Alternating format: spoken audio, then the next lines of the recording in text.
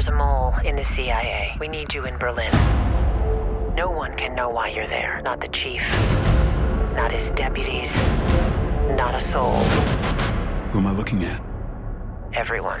Richard Armitage plays CIA officer Daniel Meyer, who goes from analyst at Langley to undercover agent in Berlin, an epic series, Berlin Station. Season 1 is now available on DVD and on demand. And joining me right now is Richard Armitage himself. Richard. Jeff. Hi, Jeff. Greetings from Las Vegas. How's Vegas? Vegas is beautiful. You're going to come visit us soon? Yeah. I'll come gamble a little. I don't have enough money to go to Vegas. Well, I tell people, only bring what you want to lose. Yeah, there you go. Well, congratulations on season 1 for Berlin Station, which is now available on DVD and on demand. How did you hear about the part? I was hunting for something which felt kind of current and political and relevant, and I wanted to find something which was about now. I didn't want to I wasn't looking for something with gimmicks and fantasy and facial prosthetics like The Hobbit. So I came upon this show, which was sort of in its infancy a couple of years ago, and you know, as we started to get into production, it became clear that the subject matter was incredibly relevant. You know, what was happening in Germany and how the CIA were functioning, and the idea of a whistleblower called Thomas Shaw, which was loosely based on Edward Snowden, it's a subject which I think we were talking about then, but we're talking about it even more now. And so it just was thrilling to me to play a character that was going to go in and raise a lot of questions about that kind of operative. Now, Berlin Station's subject matter is like ripped right out of the headlines, right out of the daily news. Were you surprised how close your show's stories mirrored real life?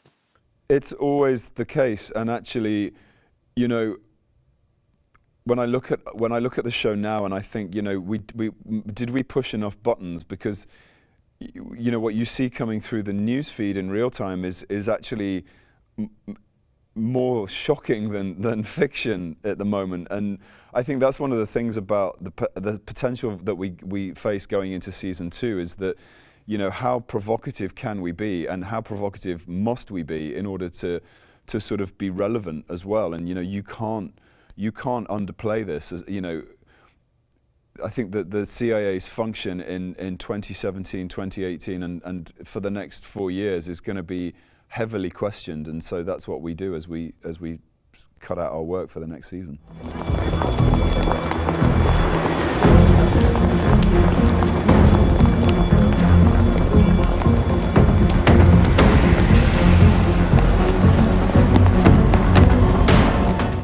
Now, Richard, spying knows no limits. You spy on enemies and you spy on friends. Where's the line drawn?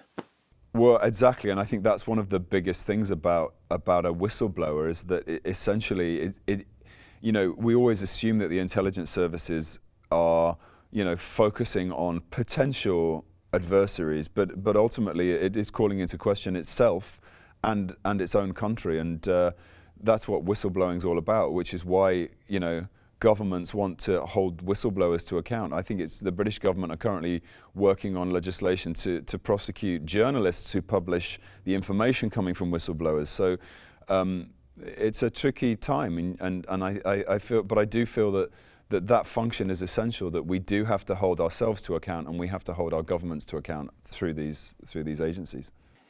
Now, everyone knows the importance of being a whistleblower, but it seems like in this day and age, and especially in the TV show, that whistleblowers are keeping quiet.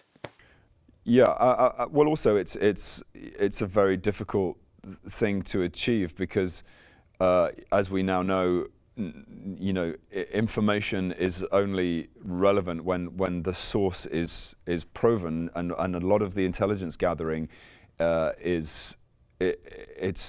it's tricky. It's limited to who finds it and where they find it from, and can they present themselves with credible evidence, and will they survive? You know, these people get taken out.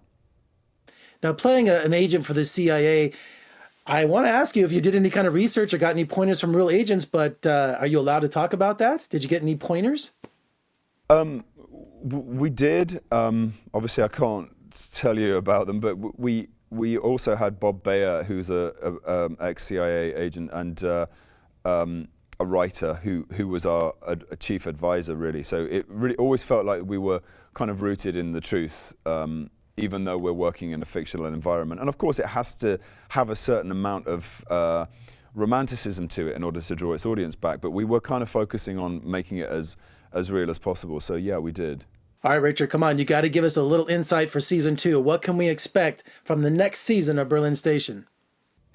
It's all very under wraps. I'm sort of trying to kind of talk to the writer's room and extract what it is that they're writing about, because I need to start building my research now. But really, I do think this season is going to be about how does the CIA function when it is really, by the sort of tsunami of what's happening politically, it has to investigate not only itself but its own administration, and I think that that's going to be the focus of our second season, which is a frightening place to be, really.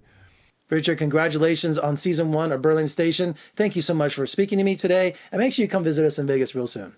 I will. Thanks, Jeff. All right, season 1 of Berlin Station is now available on DVD and on demand. And for more reviews and interviews, just surf on over to my website at vegasfilmcritic.com. I'm Jeffrey K. Howard. Thanks for joining me. I'll see you next time.